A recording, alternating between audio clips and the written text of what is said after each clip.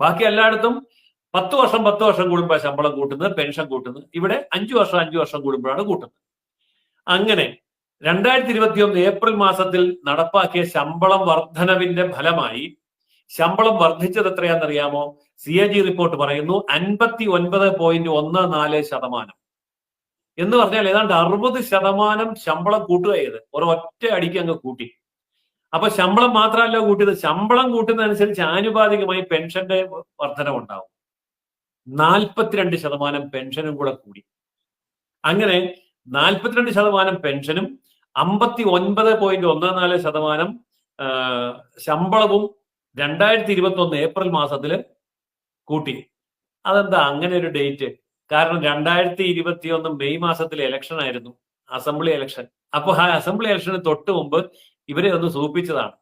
ആ സൂപ്പിച്ചതിന്റെ ഫലമായിട്ട് നമ്മുടെ ഖജനാവിനുണ്ടായ അധിക ബാധ്യത എന്ന് പറയുന്നത് 59% ശമ്പള വർധനവും 42% പെൻഷൻ വർധനവും കൂടെ വരുമ്പോൾ എത്ര വർധനവ് വന്നു? സാമ്പത്തികമായിട്ട് 92% വർധന വന്നു. നേരെ ഇരട്ടിയായി. ശമ്പള പെൻഷൻ ചെലവ് നേരെ ഇരട്ടിയായി.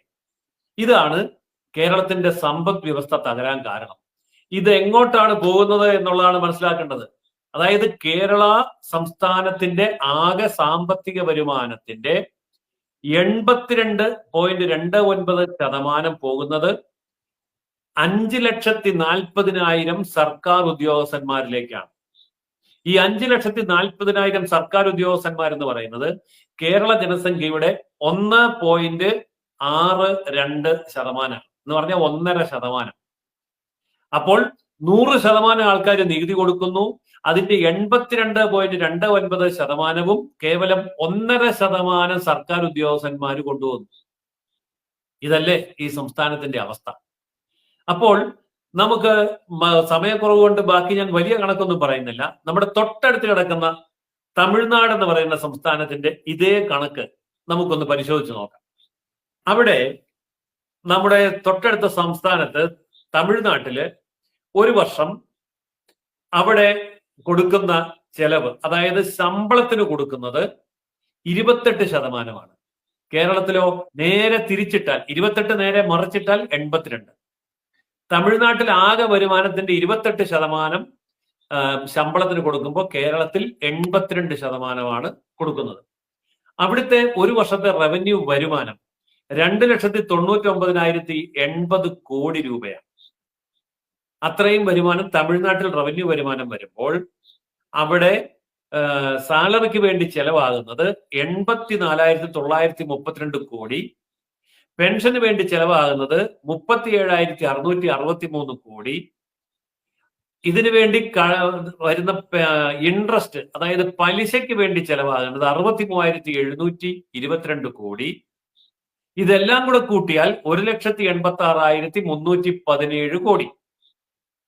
ആകെ വരവിൽ നിന്ന് ഈ ചെലവ് കുറച്ചാൽ വികസന പ്രവർത്തനത്തിന് തമിഴ്നാട്ടിൽ മിച്ചം വരുന്ന തുക 1,12,693 കോടി. തൊട്ടടുത്ത സംസ്ഥാനം. അപ്പോഴാണ് കേരളത്തിൽ ഈ നികുതി പിരിക്കുന്ന പണം മുഴുവൻ കൊടുത്താലും പെൻഷനും ശമ്പളത്തിനും തികയാതെ കടം മേടിച്ച് ബാക്കി കാര്യങ്ങൾ കൊടുക്കേണ്ടി വരുന്നത്. അതായത് സത്യം പറഞ്ഞാൽ കേരളത്തിൽ വികസന പ്രവർത്തനങ്ങൾക്ക് വേണ്ടി ഒരു പൈസ പോലും ഇല്ല എന്നല്ല, ബാക്കി തുക കൂടി കടം മേടിച്ചിട്ടാണ് സർക്കാർ ഉദ്യോഗസ്ഥന്മാർക്ക് ശമ്പളവും പെൻഷനും കൊടുക്കുന്നത്.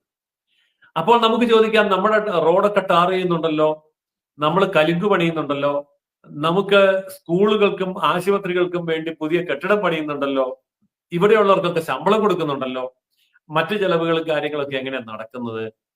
ഇത് നടക്കുന്നത് കേന്ദ്ര പദ്ധതികളിലൂടെയാണ്. അതായത് കേന്ദ്രം ഗ്രാമീണ റോഡുകൾക്ക് വേണ്ടി പണം അനുവദിക്കുന്നുണ്ട്. നമ്മൾ ഓർക്കുന്ന ഈ 6 വരി പാത, നാഷണൽ ഹൈവേ ഇത് മാത്രമാണ്? അല്ല, ഒരിക്കലും അല്ല. നമ്മുടെ ആറുകളും തോടുകളും കുളങ്ങളും വൃത്തിയാക്കാൻ കേന്ദ്രം പണം കൊടുക്കുന്നുണ്ട്. നമ്മുടെ സർക്കാർ ആശുപത്രികളുടെ മുഴുവൻ ചെലവിന് വേണ്ടി കേന്ദ്രം പണം കൊടുക്കുന്നുണ്ട്. നമ്മുടെ സ്കൂളുകൾ നവീകരിക്കാൻ വേണ്ടി കേന്ദ്രം പണം കൊടുക്കുന്നുണ്ട്. എന്തിനേറെ, നമ്മുടെ റോഡുകളുടെ ഗട്ടർ അടയ്ക്കാൻ 504 കോടി രൂപ ഗട്ടർ അടയ്ക്കാൻ, കുഴി നികത്താൻ കേന്ദ്രം സംസ്ഥാന ഗവൺമെന്റിലെ ഗ്രാമീണ റോഡുകൾക്ക് വേണ്ടി കൊടുക്കുന്നുണ്ട്. അപ്പൊ സംസ്ഥാനത്ത് കിട്ടുന്ന മുഴുവൻ തുകയും കൊടുത്താലും ശമ്പളവും പെൻഷനും കൊടുത്തു തീരുകയില്ലാത്ത കേരള സംസ്ഥാനം കേന്ദ്രത്തിൽ നിന്ന് കിട്ടുന്ന പണം കൊണ്ട് ഇവിടുത്തെ പൊതുമരാമത്ത് സകല പരിപാടികളും നടത്തിക്കൊണ്ടുപോയി. എന്നിട്ടും തികയാതെ വരുമ്പോഴാണ് വീണ്ടും കേന്ദ്ര സഹായം വേണം എന്ന് പറഞ്ഞുകൊണ്ട് കൈനീട്ടുന്നത്. അപ്പോൾ പരമദരിദ്രമായ ഒരു സംസ്ഥാനം. ഞാൻ ഈ കണക്കുകൾ പരിശോധിച്ചു. ഇന്ത്യയിൽ ഏറ്റവും കൂടുതൽ ശമ്പള ചെലവുള്ള സംസ്ഥാനം ഏതാണ്? അത് കേരളമാണ്, നമ്പർ 1. അതായത് ഞാൻ 28 സംസ്ഥാനങ്ങളും 8 കേന്ദ്രഭരണ പ്രദേശങ്ങളുടെയും കണക്കെടുത്ത് പരിശോധിക്കുമ്പോൾ ഏറ്റവും കൂടുതൽ ശമ്പളത്തിനും പെൻഷനും പലിശയ്ക്കും പണം ആവശ്യമായി വരുന്ന സംസ്ഥാനം കേരളമാണ്. അപ്പോൾ കേരള സംസ്ഥാനം മാറി മാറി ഭരിച്ച ഇടത് വലത് മുന്നണികൾ കേരളത്തിന്റെ സാമ്പത്തിക മാനേജ്മെന്റ് എപ്രകാരം കൈകാര്യം ചെയ്തു എന്നുള്ളതിന്റെ ഏറ്റവും വലിയ തെളിവാണ് ഞാനിപ്പോൾ കണക്കുകളിലൂടെ അവതരിപ്പിച്ചത്. കണക്കുകൾ എത്ര വേണമെങ്കിലും ഇനി പറയാനുണ്ട്, പക്ഷെ അത് പറഞ്ഞാൽ ബോറടിക്കും, അത്രയേ ഉള്ളൂ.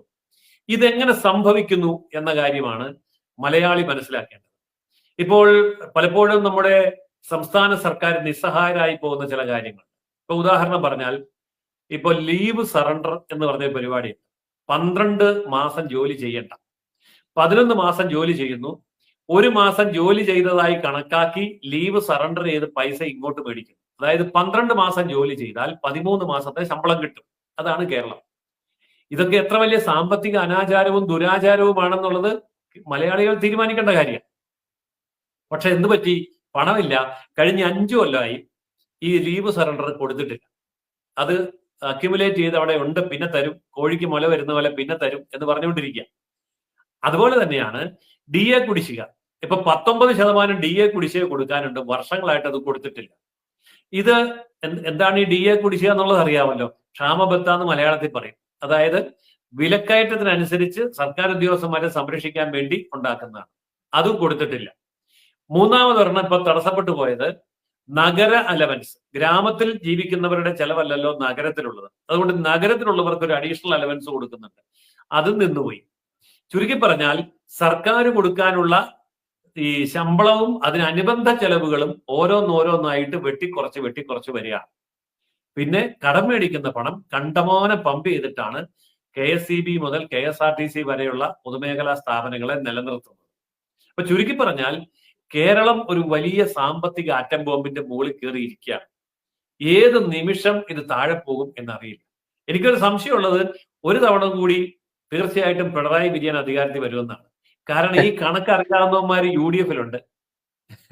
കണക്കറിയാവുന്നവർ UDF-ലുള്ളതുകൊണ്ട് അവർ മിക്കവാറും അടുത്ത തവണ അറിഞ്ഞുകൊണ്ട് തോറ്റു കൊടുക്കാനാണ് സാധ്യത. കാരണം ജയിച്ച് UDF എങ്ങനെ അധികാരത്തിൽ വന്നാൽ ഈ കടം മുഴുവൻ അവരുടെ തലയിൽ വരും. അതുകൊണ്ട് പാർലമെന്റിലോട്ടുള്ള സീറ്റ് ഞങ്ങൾക്ക് തന്നാൽ മതി, നിയമസഭ നിങ്ങൾ സ്ഥിരമായിട്ട് ഭരിച്ചു എന്ന് പറഞ്ഞ് പിണറായി വിജയനെ ഒരിക്കൽ കൂടി അധികാരത്തിലേറ്റാൻ സാധ്യതയുണ്ട്. ഇനി പിണറായി വിജയൻ എങ്ങാനും മരിച്ചു പോയാലോ? അത് പ്രായമായി വയ്യാതായല്ലോ. മരിച്ചുപോയാൽ ഇത് ഏറ്റെടുക്കാൻ സഖാക്കന്മാർക്ക് പേടിയായതുകൊണ്ട് മൃതശരീരത്തിനെ മുഖ്യമന്ത്രിയായിട്ട് പ്രഖ്യാപിക്കാനും സാധ്യതയുണ്ട്. കാരണം ഇത് സഖാവിന് മാത്രമേ പറ്റുള്ളൂ. കാരണം ഈ അവസ്ഥയെ കൊണ്ടേ ആക്കിയല്ലോ. അതുകൊണ്ട് സഖാവ് തന്നെ അങ്ങ് തുടർന്നാൽ മതി, മരിച്ചു പോയാലും കുഴപ്പമില്ല എന്നുള്ള മട്ടിലും സാധ്യതയുണ്ട്. എത്ര വലിയ സാമ്പത്തിക അനാസ്ഥയാണ്, അപകടാവസ്ഥയാണ് കേരളത്തിന് വരുത്തിവെച്ചത് എന്ന് ഇപ്പോൾ ഞാൻ ഈ പറഞ്ഞ ചെറിയ കണക്കുകളിൽ നിന്ന് തന്നെ വ്യക്തമാണ്. ഇനി എന്തെങ്കിലും കൂടുതൽ അറിയാനുണ്ടെങ്കിൽ പൈരുവിന് ചോദിക്കാം.